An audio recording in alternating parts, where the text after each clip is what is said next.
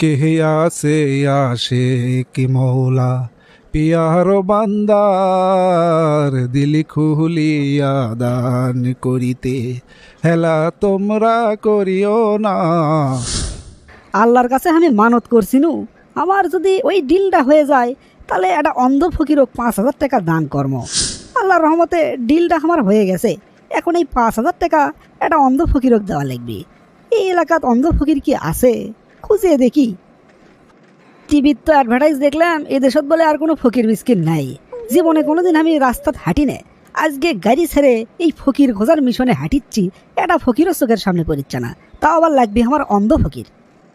যাক বাবা, অবশেষে একটা অন্ধ ফকির পাইয়া গেছি। ওই ফকিরও কি 5,000 টাকা দিয়ে দিই। পরের জায়গা পরের জমিনে ঘর বানাই আমি রই, আমি তো সেই ঘরের মালিক নই, আমি তো সেই ঘরের মালিক নই। ফকির বাবা, ও ফকির বাবা, আপনার কপাল তো আজকে খুলে গেছে বারে। কেডা বাপু আপনি? আমার কপাল আবার কেমনে খুলে গেল?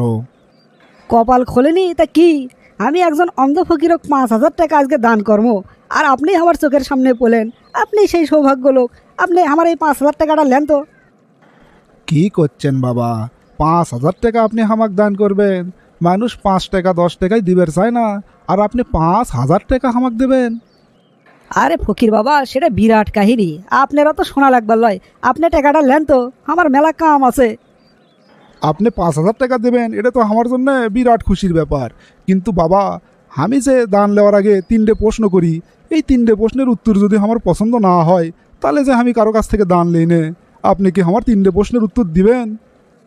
কিরে, ই আবার ক্যাঙ্কা ফকির, মানুষ 5-10 টাকা ভিক্ষে নেওয়ার জন্য কত অনুনয় বিনয় করে, আর আমি নিয়ে ইচ্ছে 5,000 টাকা দিবে চাচ্ছি। ই আবার আমার 3টে প্রশ্ন করবি, উত্তর পছন্দ হলে তারপরে লিবি, না হলে লিবি নে। ব্যাপারটা তো খুবই ইন্টারেস্টিং। আচ্ছা ঠিক আছে ফকির বাবা, দেখি আপনি 3টে প্রশ্ন করেন তো। আমার 1 নাম্বার প্রশ্ন হলো, আপনি কি আপনার আত্মীয় স্বজনের হক ঠিকমতো আদায় করেন? আত্মীয় স্বজনের হক? আত্মীয় স্বজনের হক তো আদায় করি মোটামুটি। ঈদে চান্দে অগরক আমি কাপড় চোপড় সেমাই চিনি দেই। ও, বুঝতে পারছি আপনি ক্যাঙ্কা আত্মীয় স্বজনের হক আদায় করেন, সেটা আমার বোঝা হয়ে গেছে। এখন আমার 2 নম্বর প্রশ্নের উত্তর দেন। আচ্ছা, আপনি কি 5 ওয়াক্ত নামাজ পড়েন? ফকির বাবা, আমি তো মহা ব্যস্ত একজন মানুষ, ঠিক মতো নামাজ পড়ার সময় পাই নে। মাঝে মধ্যে পড়ি, আর শুক্রবারের নামাজটা মিস হয় না। তার মানে আপনি নামাজটাও ঠিকমতো পড়েন না। ঠিক আছে, এবার আমার 3 নম্বর প্রশ্নের উত্তর দেন। আপনার ইনকাম কি 100% হালাল? শালা তো ভালো তেন্দর ফকির রে। আমি করি ঠিকাদারি, কত মারিং কাটিং করে টাকা পয়সা কামাই করি, এগুলো তো 1 টাকাও হালাল নয়। এখন কি উত্তর দেব? আসলে ফকির বাবা হসে কি, আমি তো কন্ট্রাক্টারি করি, 2-4 টাকা হারাম ঢুকে যায় আর কি। আমার বোঝা হয়ে গেছে বাবা। 3টে প্রশ্নের একটা প্রশ্নের উত্তরও আমার পছন্দ হয়নি। আপনি আপনার টাকা নিয়ে চলে যান, আমি আপনার টাকা নেব না। ওরে বাপ রে বাপ, এইরকম ফকির আমি জীবনে দেখিনি বাড়ি। 5,000 টাকা এইভাবে মুখের উপরে ফিরে দিল, আশ্চর্য ব্যাপার তো। সোল আমার গোল্ডেন A+ পাইল। বউ কলো 2,000 টাকা দান করবেন, তাও আবার সেটা বলে অন্ধ ফকিরক দান করা লাগবে। এখন আমি এই অন্ধ ফকির কুটি পাই। হারিয়ে যাব একদিন আমি, রব না এ ভুবনে চিরদিন। এই তো একটা অন্ধ ফকির পাইয়ে গেছি, যাক ফস করে পাইয়ে গেলাম। একই 2,000 টাকা দিয়ে আমি তাড়াতাড়ি অফিসত যাই। বাবা, আপনার কপাল তো আজকে সেই ভালো, সকাল সকালই আপনাকে একটা মোটা অঙ্কের দান করবে চাচ্ছি। মনে করেন এই দান পাইলে আগামী 3 দিন আর আপনার ভিক্ষে করা লাগবে লয়। তাই নাকি বাবা?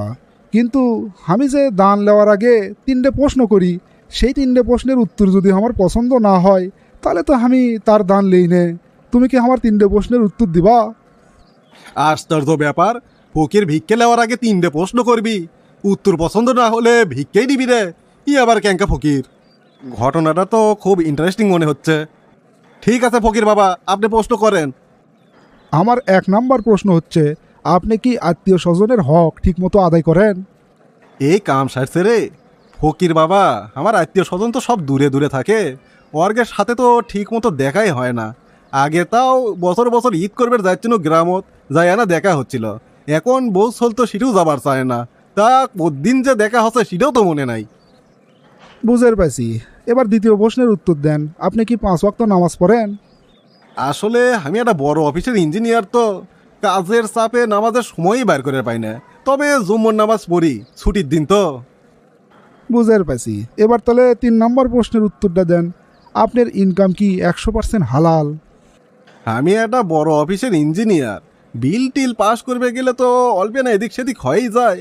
তাছাড়া এখন 100% হালাল টাকা দিয়ে কি সংসার চালান যায়?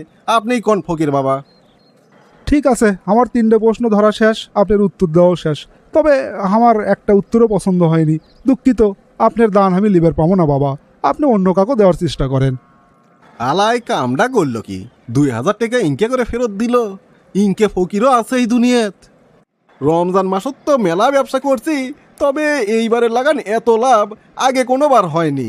এবার নিয়ত করছিনু যদি ফাটাফাটি ব্যবসা হয় তাহলে ফকিরক 5000 টাকা দান করমু। আল্লাহর রহমতে এইবার আমার কামাই মেলা হচ্ছে, আগামী 2-3 বছর ব্যবসা না করলেও হবি। স্টক ব্যবসার যে এত লাভ রে, যাই না করছে তাই জীবনেও বুঝের পাবার লয়।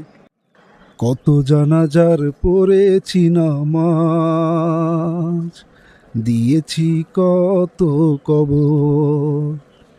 পাইয়ে গেছি রে, তাও আবার অন্ধ ফকির। এই লোকক দান করলে আল্লাহও খুশি হবি। ও ফকির ভাই, তোমার তো আজকে দান বেজে গেছে বারে। কেডা ভাই আপনি? আমার আবার কি দান বেজে গেল? দান বাজেনি তো কি, নিয়ত করছিনু যে এই ফকিরের সাথে পয়লা দেখা হবি তাকে 5000 টাকা দান করমু। তোমার সাথে আমার পয়লা দেখা হয়ে গেল। ও, তুমি আমাকে 5000 টাকা দান করবে? কিন্তু ভাই, আমি তো দান নেওয়ার আগে তাক 3টে প্রশ্ন করি, উত্তর পছন্দ না হলে আমি তো দান লেই নে। তুমি কি আমার শর্তে রাজি?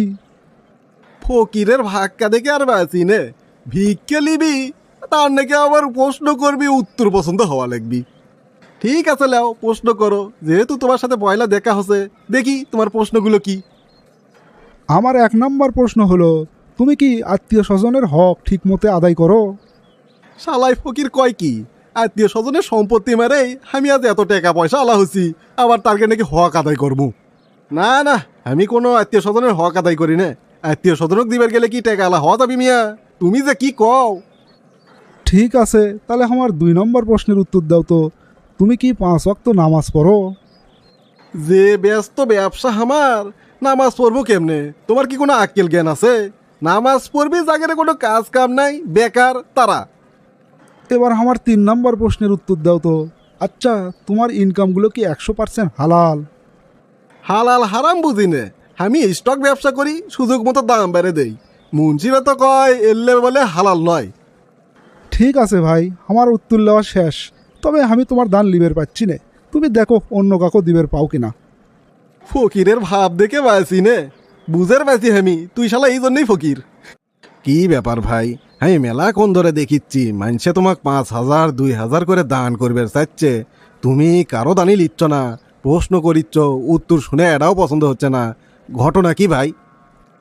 ভাই শোনেন, যেদিন থেকে আমি জানবার পাচ্ছি রিজিক হচ্ছে নির্দিষ্ট, এই পৃথিবীর জন্মগ্রহণ করলে আল্লাহ তার রিজিক নির্দিষ্ট করে দেয়। তাই যদি হালালভাবে ইনকাম করে তাও ওই পরিমাণ রিজিক পৃথিবীত পাবি, আবার কেউ যদি হারামভাবে ইনকাম করে ওই পরিমাণ রিজিকই দুনিয়াত পাবি।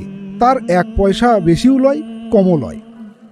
জিনিসটা তোমাকে আমি সহজভাবে বুঝে দিই।